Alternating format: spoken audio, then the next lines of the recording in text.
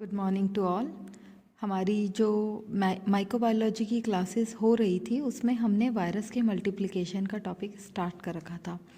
जो वायरस का मल्टीप्लिकेशन वाला टॉपिक था उसके अंदर हम किस तरीके से मैनिपुलेशन होता है या वायरस अपनी संख्या में किस तरीके से वृद्धि करता है, यानी उसकी जनन की प्रक्रिया, मल्टीप्लिकेशन ऑफ वायरस किस तरीके से होता है, हम उस टॉपिक पर बात कर रहे थे। उसमें अब मैंने आपके जो सेक्सुअल रिप्रोडक्शन था उसमें 3 टॉपिक्स आपको बताए थे। एक था ट्रांसफॉर्मेशन, देन ट्रांसडक्शन और कॉन्जुगेशन। तो हम लोग जो बात किए थे वो लाइटिक साइकिल और लाइसोजेनिक साइकिल में ट्रांसडक्शन के मैकेनिज्म पर हमने बात कर ली थी। नेक्स्ट टॉपिक है हमारा ट्रांसफॉर्मेशन और उसके बाद हम बात करेंगे कॉन्जुगेशन की। ये लेक्चर स्टार्ट करने से पहले एक बात और कहना चाहूँगी कि मैंने आपको अभी कल 32 पेजेस का एक पीपीटी का पीडीएफ सेंड किया है। वो 32 पेजेस जो हैं वो आपके यूनिट 4 से रिलेटेड है, कंप्लीट यूनिट को कवर कर रहे हैं। तो आप एक जनरल एस्पेक्ट में उसको पढ़ लीजिए और उसको अपनी कॉपी में लिख लीजिएगा। जैसे जैसे हम लोग 4th यूनिट में पढ़ेंगे तो हम उसको डीपली स्टडी करेंगे। वो एक ओवरव्यू है कि क्या क्या चीज़ें हमें उस यूनिट के अंदर पढ़ना है। तो एक जनरल ओवरव्यू मैंने उस यूनिट का बनाया है पीपीटी और वो पीडीएफ की फॉर्म में आपके पास में सेंड किया है। तो आपको वो काम भी करना है 4th यूनिट का। और ये 3rd यूनिट का ये लास्ट टॉपिक हमारा जो मल्टीप्लिकेशन ऑफ वायरस बचा हुआ है, इस टॉपिक को हम कंटिन्यू कर रहे हैं। देखिए, जो ट्रांसफॉर्मेशन का मैकेनिज्म है, ट्रांसफॉर्मेशन का मतलब है कि जेनेटिक मटेरियल का एक सेल से दूसरी सेल में ट्रांसफ़र होना या एक जगह से दूसरी जगह पर ट्रांसफ़र होना। तो यहाँ पर ये जो ट्रांसफॉर्मेशन का मैकेनिज्म है, ये इसको डिस्क्राइब करने के लिए सबसे पहले एफ ग्रिफिथ यानी फ्रेडरिक ग्रिफिथ जो थे, उन्होंने 1928 में इस टर्म को यूज़ किया था। और इस टर्म के बिहाफ पर उन्होंने ये बताया था कि डीएनए ही वो जेनेटिक मटेरियल होता है। DNA is a genetic material. वो ही एक जेनेटिक मटेरियल होता है जो one generation to another generation transfer होता है। तो कुल मिलाकर के इन्होंने जो बात कही थी वो कही थी कि डीएनए ही एक आनुवंशिक पदार्थ है जो एक पीढ़ी से दूसरी पीढ़ी पे ट्रांसफ़र होता है, एक कोशिका से दूसरी कोशिका में जाता है।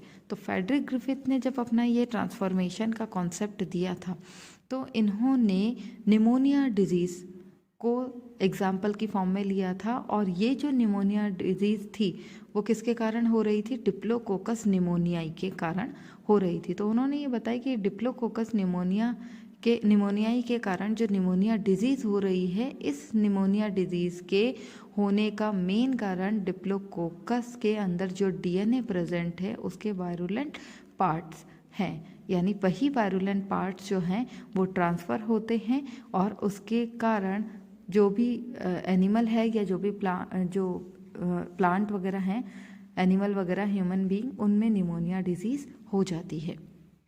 इसके लिए इन्होंने 2 पॉसिबिलिटीज़ ली थी, 2 स्ट्रैंड लिए थे। 2 स्ट्रैंड का मतलब है कुछ इस तरीके का सिलेक्शन उन्होंने किया, स्ट्रैंड का सिलेक्शन, प्रभेदों का सिलेक्शन ऐसा किया जिसमें वायरुलेंट पार्टिकल्स प्रेजेंट थे और जिसमें नॉन वायरुलेंट पार्टिकल्स प्रेजेंट थे। तो जो कि S3 और R2 से उन्होंने बताया था। S3 जो था वो एक स्मूथ टाइप का वायरुलेंट पार्टिकल था। एक्चुअल में जो हमारा बैक्टीरिया है, जो हमारा वायरस है, उस वायरस के ऊपर की जो लेयर होती है जिसे हम कैप्सिड कहते हैं, तो वो जो कैप्सिड है वो कैप्सिड हम कैप्सूल कह सकते हैं, कवर जो होता है उसको कैप्सूल कह सकते हैं। तो वो जो कैप्सूल है उस कैप्सूल के अंदर ही कुछ वायरुलेंट पार्टिकल्स थे उसी में, और वो वायरुलेंट पार्टिकल्स जो थे वो ट्रांसफ़र होते थे। ऐसा करके उन्होंने S3 स्ट्रैंड को लिया जिसमें वॉल जो थी, कैप्सूल वॉल, वो बिल्कुल स्मूथ थी। और वो स्मूथ जो वॉल थी वो क्या बता रही थी? वो ये बता रही थी कि जो S3 टाइप के स्ट्रैंड हैं उनमें ही वायरुलेंट पार्टिकल्स प्रेजेंट होते हैं जिसके कारण निमोनिया डिजीज़ हो रहा है। इसके साथ ही उन्होंने R2 स्ट्रैंड भी सेलेक्ट किया। R2 स्ट्रैंड जो था उसमें जो कैप्सूल वॉल थी या जो कैप्सिड था वो हमारा रफ टाइप का था। रफ टाइप का मतलब खुरदरा था, उस पर कुछ ग्रेन्यूल लाइक स्ट्रक्चर थी, कुछ कणिका में संरचना उसके ऊपर पाई जा रही थी। उसको उन्होंने कहा कि ये जो कैप्सूल कवरिंग है वो ये बताती है कि ये पर्टिकुलर बैक्टीरिया जो है वो नॉन वायरुलेंट पार्ट का है और नॉन वायरुलेंट है और वो किसी भी तरीके की डिजीज़ का ट्रांसफॉर्मेशन नहीं करता, कोई भी डिजीज़ वो नहीं करता है। तो रफ स्ट्रेन के लिए उन्होंने क्या कहा कि वो नॉन वायरुलेंट है और किसी भी तरीके के कोई रोग नहीं करता है। और जो थर्ड स्ट्रैंड था उसके लिए उन्होंने बताया कि वो कैसा है, वो स्मूथ टाइप का है जो कि डिजीज़ को करता है। अब इसे एग्जाम्पल की फॉर्म में इसे प्रैक्टिकली करने के लिए उन्होंने अपना एक्सपेरिमेंट जो था वो माइस पर किया, चूहे के ऊपर उन्होंने अपना एक्सपेरिमेंट किया, क्योंकि चूहों में वो निमोनिया डिजीज़ को देखना चाहते थे, इसलिए उन्होंने अपना जो एक्सपेरिमेंट था वो माइस के ऊपर किया था, चूहे के ऊपर। अब इसमें 4 कंडीशंस उन्होंने रखी। फर्स्ट कंडीशन में उन्होंने क्या किया, जो थर्ड टाइप के स्ट्रैंड थे, यानी जो कि स्मूथ वॉल कवरिंग वाले थे, स्मूथ कैप्सूल था जो कि वायरुलेंट था और निमोनिया डिजीज़ कर रहा था, उस थर्ड को उन्होंने इंजेक्शन में फिल करके सिरिंज में लेकर के और माइस के अंदर इंजेक्ट किया। इंजेक्ट करना मतलब डाला। तो उन्होंने ये देखा कि क्योंकि थर्ड जो था वो वायरुलेंट टाइप का था, वो उग्र उसमें जो थे कैरेक्टर थे, उग्र लक्षण थे, जिसके कारण उस माइस के अंदर निमोनिया डिजीज़ हुआ और निमोनिया डिजीज़ के कारण उस माइस की डेथ हो गई, उस चूहे की डेथ हो गई। क्यों? अब यहाँ पर बिल्कुल क्लियर है कि थर्ड जो इंजेक्ट किया गया माइस के अंदर तो उस माइस की डेथ हो गई। तो ये बताता है कि थर्ड वाला जो स्ट्रैन है वो कैसा है, वो वायरुलेंट टाइप का है। दूसरा, उन्होंने सेकंड कंडीशन में क्या किया, जो रफ टाइप के कैप्सूल वाले थे जो कि नॉन वायरुलेंट टाइप के थे, सेकंड जिसे हमने कहा है, उसे जब उन्होंने माइस के अंदर इंजेक्ट किया तो माइस में इंजेक्ट करने के बाद में क्योंकि ये नॉन वायरुलेंट थे तो ये किसी भी तरीके की कोई डिजीज़ नहीं कर रहे थे, इस कारण से यहाँ पर माइस में निमोनिया डिजीज़ नहीं हुआ और वो जो माइस था वो लिविंग कंडीशन में रहा, वो जिंदा रहा। थर्ड पॉसिबिलिटी में उन्होंने क्या किया, ये जो थर्ड टाइप के स्ट्रैन थे, इस थर्ड टाइप के स्ट्रैन को इन्होंने 60 डिग्री सेल्सियस टेम्परेचर पर 60 डिग्री सेल्सियस टेम्परेचर पर इन्हें गर्म किया। एक टेस्ट ट्यूब के अंदर उस तरीके के पार्टिकल्स ले लिए, देन उनको हीट किया, तो जो डिप्लोकोकस निमोनियाई थे जिसमें वायरुलेंट पार्टिकल्स थे, वो कैप्सूल जो है वो फट गई और वो सारे उस मीडियम के अंदर रह गए। थर्ड वाले को हीट किया और हीट करने के बाद में जब उसे माइस में इंजेक्ट किया तो वो माइस जो था वो लिविंग कंडीशन में ही रहा। इसका मतलब है कि थर्ड जो कि वायरुलेंट पार्ट था, जब गर्म किया तो वो जो कैप्सूल थी वो कैप्सूल में वायरुलेंट पार्टिकल्स प्रेजेंट थे, जिसके कारण गर्म करने पर वो कैप्सूल हट गई और हटने के बाद में उस मीडियम के अंदर ही आ गई है। जब उस तरीके के स्ट्रैंड को माइस के अंदर ट्रांसफ़र किया तो वो लिविंग ही रहा, उसमें कोई भी वायरुलेंट कैरेक्टर एक्सप्रेस नहीं हुआ, प्रदर्शित नहीं हुआ। इसके साथ ही अब इन्होंने फोर्थ कंडीशन में क्या किया, ये जो थर्ड का मीडियम था जिसको इन्होंने 60 डिग्री टेम्परेचर पर हीट किया, तो यहाँ पर ये जो थर्ड है, ये यही थर्ड वाला 60 डिग्री टेम्परेचर हीट पर गर्म किया हुआ स्ट्रैन है। इसको इन्होंने मिक्स किया 8 सेकंड के साथ, मतलब एक तो वायरुलेंट जो था वो चेंज हो गया था नॉन वायरुलेंट में और ये एक ऑलरेडी नॉन वायरुलेंट टाइप का ही था। इन दोनों को मिक्स करने के बाद में जब माइस के अंदर इंजेक्ट किया तो माइस की डेथ हो गई। अब यहाँ पर एक नया कैरेक्टर आया, उसके पीछे रीज़न है ये है कि जब थर्ड को गर्म किया था तो कैप्सूल वॉल फटी, कैप्सूल वॉल फटने के बाद में कहाँ पर रह गई है, मीडियम के अंदर ही रह गई है। अब जब हम फोर्थ कंडीशन में सेकंड वाले स्ट्रैंड को उसके साथ मिक्सअप किया तो थर्ड वाले जो कैरेक्टर थे वो किसने एक्सेप्ट कर लिए, किसने रिसीव कर लिया, सेकंड वाले ने रिसीव कर लिया और उसी के कारण ये जो सेकंड था वो थर्ड की तरह बिहेव करने लग गया। मीन्स ये नॉन वायरुलेंट से वायरुलेंट में बदल गया। तो ये वायरुलेंट का मतलब क्या हुआ कि उग्र जिसमें कैरेक्टर थे, उग्र लक्षण जो थे, पहले वो लक्षण उग्र नहीं थे, लेकिन जब उन दोनों की मिक्सिंग हुई है तो उन्होंने एस थर्ड वाले के कैरेक्टर आर सेकंड ने रिसीव कर लिए, उसको एक्सेप्ट कर लिया और एक्सेप्ट करने के बाद में वो कन्वर्ट हो गए किसमें, एस थर्ड के अंदर, जिसके कारण नॉन वायरुलेंट रीजन जो था वो वायरुलेंट रीजन में बदल गया और माइस की डेथ हो गई। कुल मिलाकर के अगर हम इसको समराइज करें तो इसका मतलब है कि रूपांतरण हुआ है किन्हीं चीज़ों का, जिसमें एस थर्ड में जो वायरुलेंट पार्ट था जिसके कारण माइस की डेथ हो रही थी, निमोनिया डिजीज हो रहा था, जब उसको गर्म किया गया तो जो ऊपर की कवरिंग थी, जो कैप्सिड था, कैप्सूल था, उस कैप्सूल के अंदर ही वायरुलेंट पार्टिकल्स थे और वो वायरुलेंट पार्टिकल्स जो थे गर्म करने पर कैप्सूल वॉल के फटने के साथ ही फ्री हो गए थे। उस मीडियम के अंदर जब हमने आर सेकंड को मिक्स किया तो आर सेकंड को मिक्स करने पर आर सेकंड ने एस थर्ड के कैरेक्टर को रिसीव कर लिया है और उसके कारण वो आर सेकंड नॉन वायरुलेंट से वायरुलेंट में कन्वर्ट हो गया और उन्होंने निमोनिया डिजीज माइस में किया, जिससे माइस की डेथ हो गई। This is called transformation. एक जीन के कारण या एक स्पेशल कैरेक्टर के कारण स्थानांतरण हुआ है, रूपांतरण हुआ है, बदलना, एक चीज़ बदल गई है। इसके बाद आता है हमारा कॉन्जुगेशन। देखिए, कॉन्जुगेशन को हिंदी में बोला जाता है संयुग्मन की प्रक्रिया। संयुग्मन की प्रक्रिया को सबसे पहले इन 1946 जे लेडरबर्ग और E.L. टॉटम ने सबसे पहले एक्सप्लेन किया था। 1946 में लेडरबर्ग और टॉटम ने सबसे पहले एक्सप्लेन किया और उन्होंने ये बताया कि जो कॉन्जुगेशन की प्रक्रिया होती है, जो संयुग्मन की प्रक्रिया होती है, इसमें cell to cell contact is necessary of DNA is transfer from one cell to another. सबसे इम्पॉर्टेंट बात उन्होंने यही कही थी कि इसमें एक कोशिका का दूसरी कोशिका के साथ में अटैचमेंट होना ज़रूरी है। जब तक एक कोशिका दूसरी कोशिका के साथ आकर के जुड़ेगी नहीं, तब तक उन दोनों के बीच में भी कोई भी जेनेटिक मटेरियल का ट्रांसफॉर्मेशन नहीं हो सकता, वो ट्रांसफ़र नहीं होगी। आनुवंशिक पदार्थ एक सेल से दूसरी सेल में नहीं जाएगा जब तक वो आपस में कांटेक्ट नहीं करते हैं। इसके साथ ही उन्होंने ये बताया था कि यहाँ पर दो तरीके की सेल होती है, एक होती है डोनर सेल और एक होती है रिसेप्टिव सेल। रिसेसिव सेल भी बोल सकते हैं, रिसेप्टिव सेल भी बोल सकते हैं। तो जो डोनर सेल होगी वो अपने जीनोम का, अपने DNA मटीरियल का रिसेप्टर सेल के अंदर ट्रांसफ़र करती है और वो रिसीवर जो सेल होती है वो डोनर सेल के DNA को एक्सेप्ट करती है। और ये जो दोनों ट्रांसफॉर्मेशन होता है DNA का एक कोशिका से दूसरी कोशिका में, ये एक डोनर सेल से दूसरे रिसेसिव सेल के अंदर, ये एक ट्यूब के थ्रू होता है और वो जो ट्यूब बनती है उस ट्यूब को हम कहते हैं कॉन्जुगेशन ट्यूब या संयुग्मन नलिका। कॉन्जुगेशन ट्यूब उसे कहा जाता है। यहाँ पर donor cell have a capability to specialised surface और अपेंडेजेस कॉल्ड F पिलाई और F फैक्टर।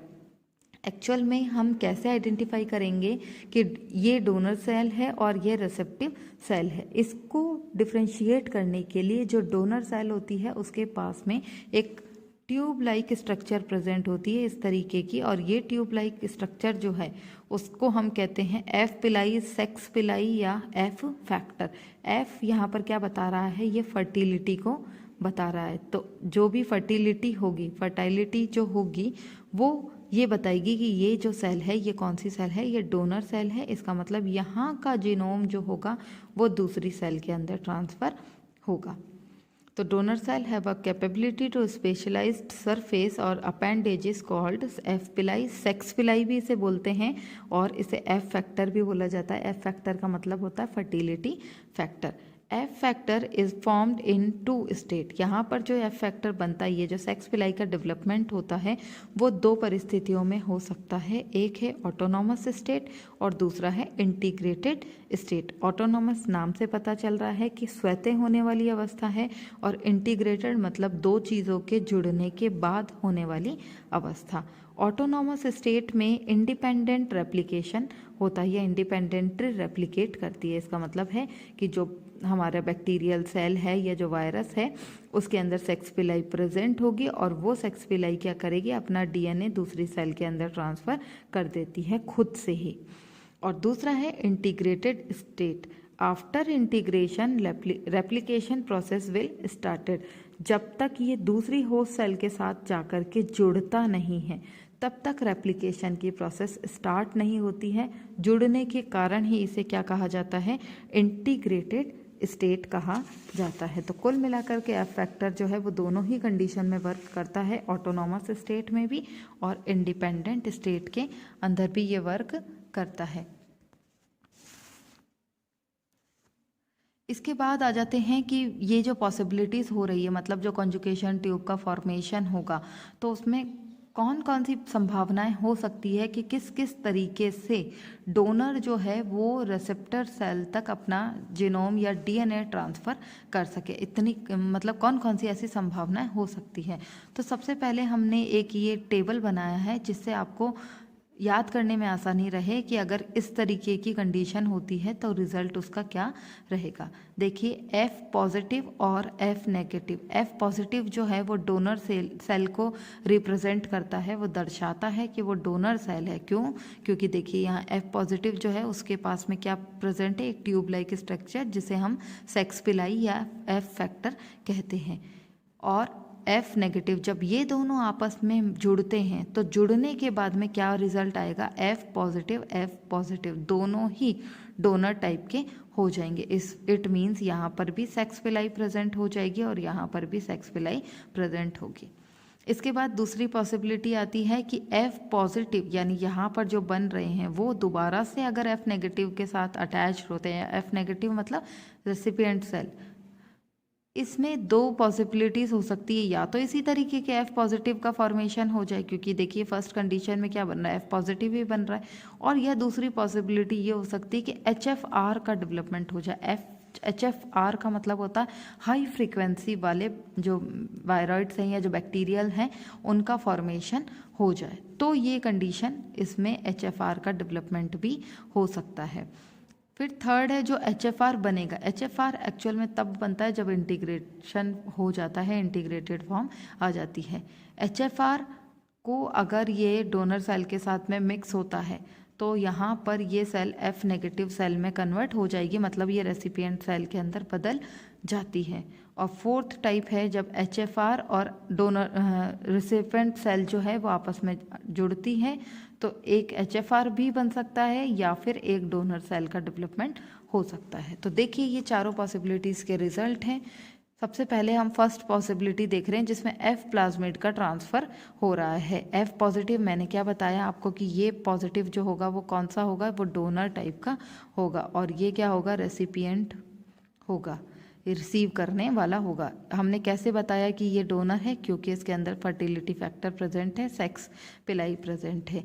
ये क्या करेगा, अपना जीनोम जो है वो इस रेसिपिएंट सेल के अंदर ट्रांसफ़र करता है। तो जब ये ट्रांसफॉर्मेशन होता है तो ये दोनों सेल जो है एक ट्यूब लाइक स्ट्रक्चर से जुड़ जाती है, और ये ट्यूब क्या कहलाती है, कॉन्जुगेशन ट्यूब। ये कहलाती है कॉन्जुगेशन ट्यूब, इसीलिए इस प्रोसेस को क्या कहा जाता है, कॉन्जुगेशन। अब यहाँ पर पॉसिबिलिटीज़ क्या होंगी, दोनों पॉजिटिव टाइप के बन जाएंगे, इसका मतलब दोनों ही डोनर के हो जाएंगे, क्योंकि ये जीनोम इसने इस ट्यूब के थ्रू यहाँ पर ट्रांसफ़र किया और जब ये इसके पास में गया तो इसने रेप्लिकेशन की प्रोसेस कर दी। तो अब इसमें ये वाले कैरेक्टर इसमें भी प्रेजेंट हो गए और जो डोनर का जीनोम था वो यहाँ पर आ गया है। तब जीनोम के रेप्लिकेशन के कारण, जीनोम मतलब डोनर का जो जीनोम है उसके रेप्लिकेशन के कारण ये और ये दोनों एक जैसे हो गए हैं, इसलिए ये F पॉजिटिव टाइप के जो सेल है उसका फॉर्मेशन कर लेगा। दूसरा है F पॉजिटिव का HFR में कन्वर्सेशन मतलब बदलना। ठीक है, F पॉजिटिव टाइप की है, इसका मतलब ये हमारी डोनर सेल है, इसमें सेक्स पिलाई प्रेजेंट है। और ये F नेगेटिव टाइप का है जो कि रेसिपिएंट को शो कर रहा है। इसमें क्या पॉसिबिलिटीज़ हो सकती है, एक पॉसिबिलिटीज़ तो ये हो सकती है कि ये बन जाए, और दूसरा पॉसिबिलिटी क्या हो सकती है कि हो सकता है कि जब ये जीनोम का ट्रांसफ़र हो रहा हो उस टाइम पर आधा जीनोम यहाँ तक चला गया है और उसके बाद कॉन्जुगेशन ट्यूब जो है वो ब्रेक डाउन हो जाए, मतलब कंप्लीट जीनोम का ट्रांसफ़र नहीं हो, आधा पार्ट ही ट्रांसफ़र हो जाए और दूसरा पार्ट यहीं पर रह जाए। उस कंडीशन में ये जो जीनोम है उसमें हाफ कैरेक्टर ही रहेंगे और ये इसके साथ में इंटीग्रेशन होगा। इंटीग्रेशन होने के बाद में रेप्लिकेशन होगा। रेप्लिकेशन मतलब अपनी कॉपी बनाना, एक जैसी कॉपी बनाना, तो वो पुनरावृत्ति हो जाएगी। तो इस कंडीशन में जो बनेगा उसे हम क्या कहेंगे, HFR कहेंगे, हाई फ्रिक्वेंशियल बैक्टीरियल कहेंगे। उसके पीछे रीज़न ये है क्योंकि इसमें डोनर के भी कैरेक्टर होते हैं और इसमें रेसिपिएंट के भी कैरेक्टर होते हैं और कुछ हद तक इसमें फर्टिलिटी फैक्टर का अमाउंट भी ज़्यादा होता है, इसीलिए। थर्ड पॉसिबिलिटीज़ है HFR transfer of host gene.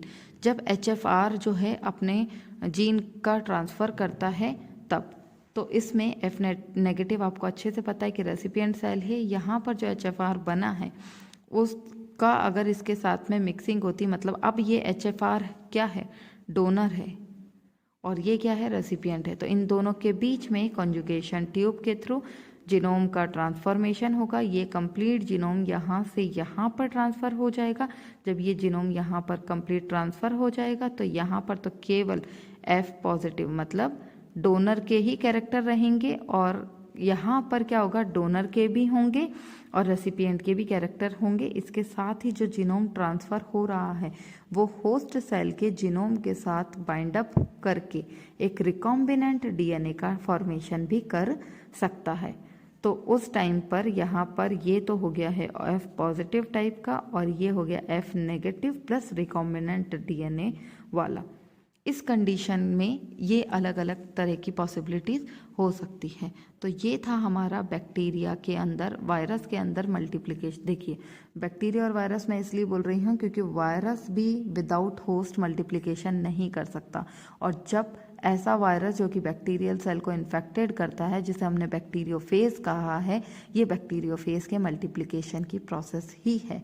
तो ये बैक्टीरिया के अंदर मल्टीप्लिकेशन में भी काम में आएगा और यही टॉपिक जो है वो वायरस के मल्टीप्लिकेशन में भी काम में आएंगे। इसलिए आपको दोनों ही यूनिट के अकॉर्डिंग, मतलब बैक्टीरिया के अंदर मल्टीप्लिकेशन की प्रोसेस में भी इसको लिखना है और वायरस के अंदर मल्टीप्लिकेशन की प्रोसेस में भी इसको लिखना है। तो आज की क्लास के लिए इतना ही। नेक्स्ट टॉपिक या नेक्स्ट यूनिट अब हम मंडे से स्टार्ट करेंगे। सैटरडे आपको बैक्टीरिया के जो 32 पेजेस हैं वो नोट डाउन करने हैं। आज की क्लास के लिए इतना ही। Thank you.